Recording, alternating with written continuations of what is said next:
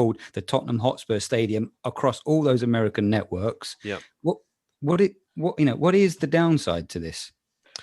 Well, I don't think there really is a downside, and like everything nowadays, it gets scrutinized to the nth degree. So you end up with situations where, as we saw with our oh, sorry, what they called? I've forgotten gone out of my head, but um, the Forces, Spurs Forces group on Twitter.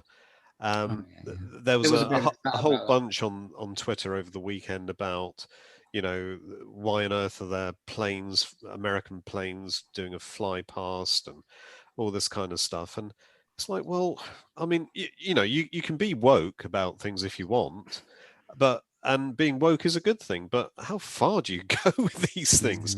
It gets out of hand and gets out of perspective. And yeah. I think we're allowed. I mean, this is, as you say, it's about perspective. I think we're allowed something like 20. I want to say it's 20, but I might be wrong. 20 non-sporting events a year. Yeah, I think that's what we're allowed. It's in that order, something right? like that at the moment. It's something like that. Yeah. 2 of them are NFL. Then there's some boxing. Then there's some concerts, and this, that, and the other. Yeah. And I don't know how much it costs to rent a stadium, but I'm going to assume it's somewhere in the order of £1 million. Yeah, it's got to be a lot of money. Yeah, right. I'm just making this sort of shit up. Yeah. So the point is, as we've always said, we spent all this, we built the thing so that it wouldn't be empty for 340 days of the year. Yeah. Let's be generous. We're in some cups. 330 days of the year. Yeah. And as much as possible, we're going to sell that thing.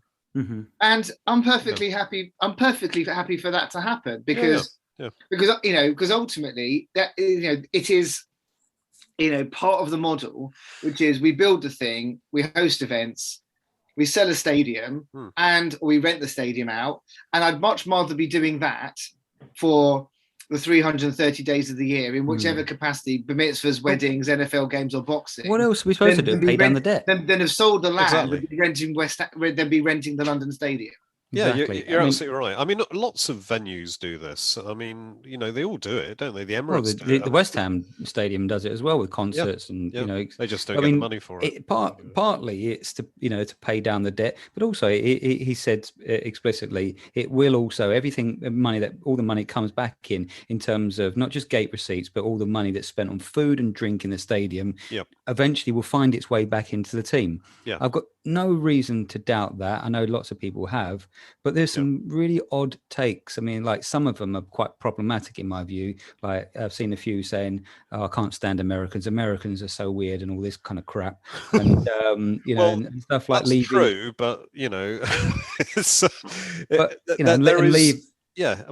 going to pocket all the money and all this kind of stuff. I mean, dude, come on. I mean, they obviously don't understand how things are because maybe this is something we need to double check, but I'm fairly certain in terms of dividends, I don't think they've ever drawn. I think they drew dividends.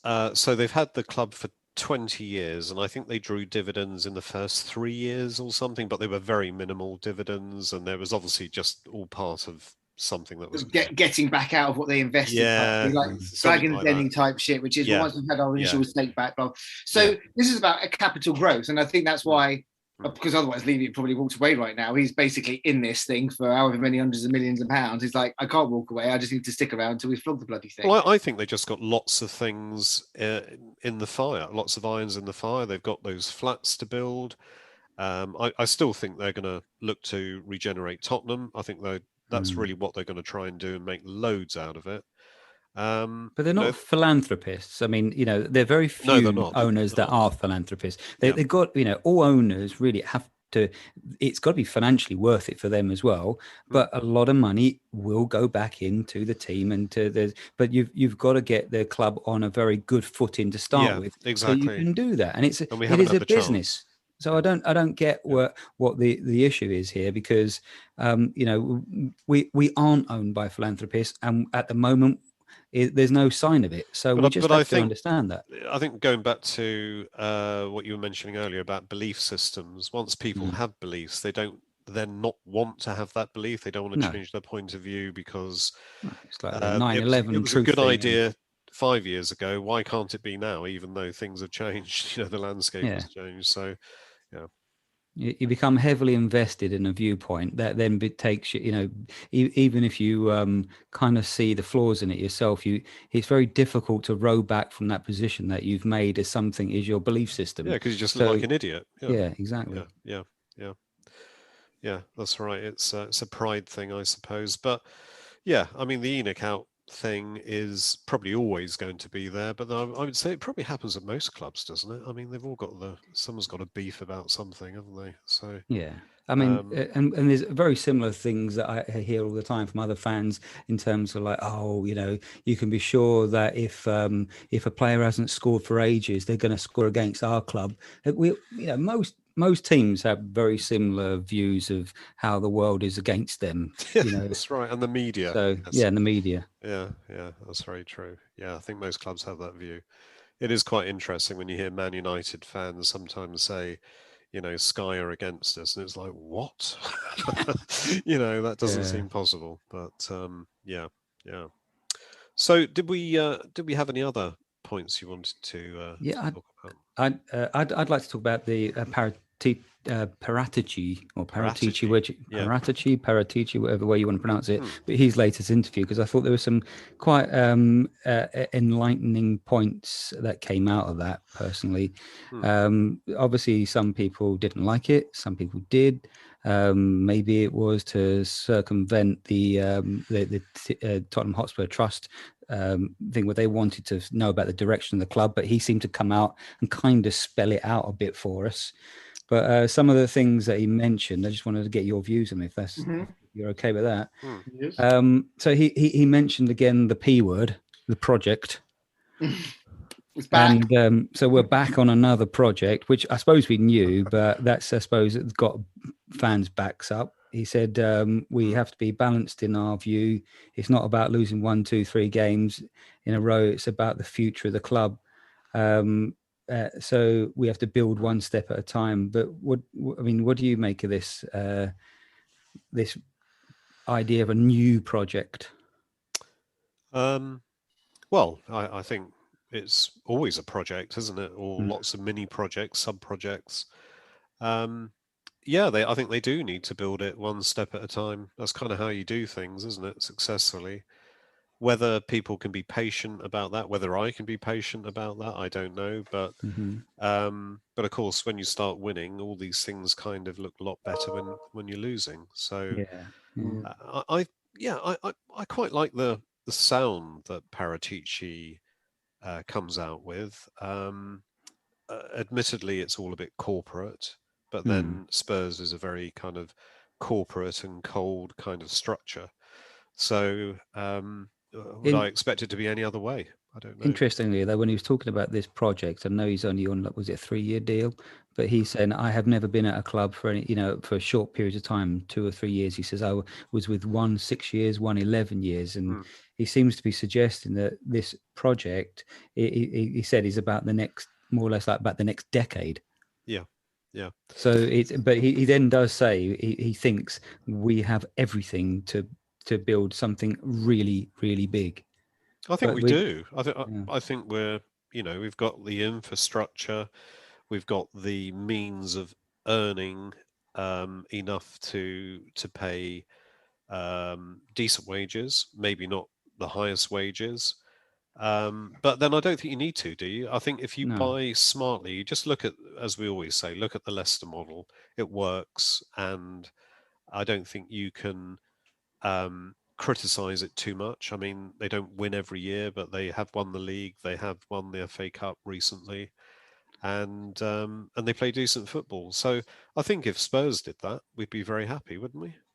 Yeah, absolutely. But why are so many fans not trusting in that, though? Do you think? Because it's all part of the Enoch thing, isn't it? They don't. We haven't done anything yet. Paratici has to prove himself to them. And and I mean, this somewhat leans into the conversation I think Sarah was mentioning last time, where Nuno's on a shortish deal. So is Paratici is he going to be the continuity, which is whatever happens with Nuno, he's going to stick around. Yeah. And he's the one who's really going to see us through this next project, rather than trusting a manager to do the job. Yes. You trust the MD. Yes. And I prefer that. Yeah. Yeah, I do. And ultimately, managers might come and go, but he might stick around for the next 5 to 10 years. Yeah. And he's the one that's going to provide the continuity.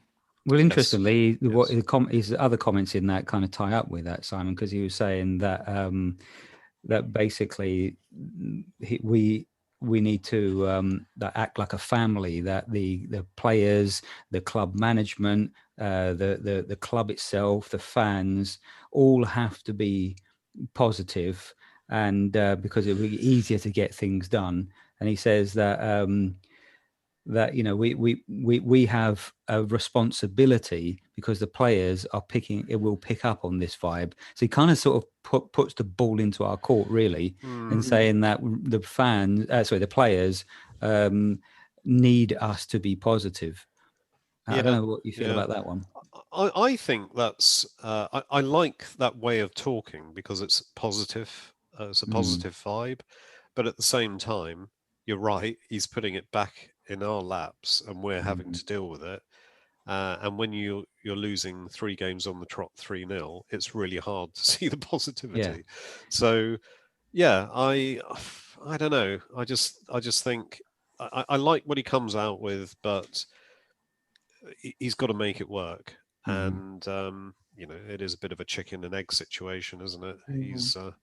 It's hard for him to get the positivity from us, but it's hard for us to provide the positivity until they do something that makes us want to be positive about them. Well, a lot of fans will say, well, do something good in the field, then we will be positive. Yeah. And I mean, that last Aston Villa game actually has got fans a bit more positive, and they've been from the week before, where everyone, a number of people wanted his head, they're actually thinking, oh, actually, we'll give him a bit more time. So they can be quite fickle, fans. I mean, we know that, but yeah, it's got to be a two-way process. And arguably, I suppose, if they're at least, even if they're not winning, if they're given everything on the pitch all the time, then there's reason to be positive.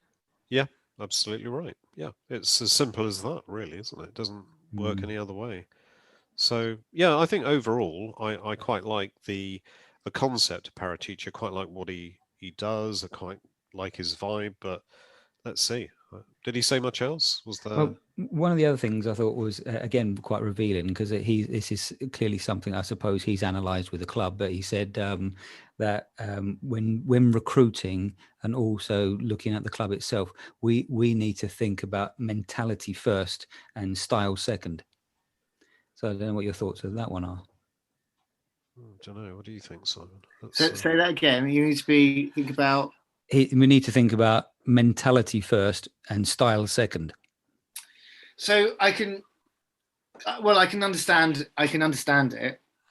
I think because he obviously sees the same weakness that perhaps we've seen, which is, we end up in a sticky situation and heads go down, and then it all starts to unravel, etc., etc. Look at as recently as the Arsenal game, I suppose. Yeah.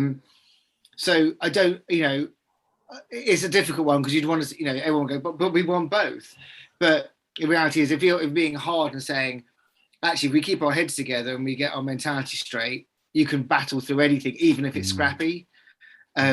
So it's kind of, I'm not going to read too much into it, because I don't think what he's saying is we'll do one at the expense of the other always. But I think what he's saying is, if you with a gun to your head and you have to put things in an order of 1 to 5, it's the old conversation you have at work probably every day, which is, what's your priority? Well, they're all my priority. Well, that's just not really possible, because you can only have one thing that's your top priority. If you had to literally put things in a ladder and pick one thing which goes at the top, I think from his point of view, he's seeing that actually, having a strong mentality, and keeping your shit together is the thing that will see us through the difficult moments. Do you think though that when Levy was it back in April, May, when he came out with his Spurs DNA comment, and then Paratici came in and Levy said, "Oh, what we're going to do is this Spurs DNA thing." Do you think Paratici said to him, "Well, you know what? I don't think we should be doing that. I think we should just try and, get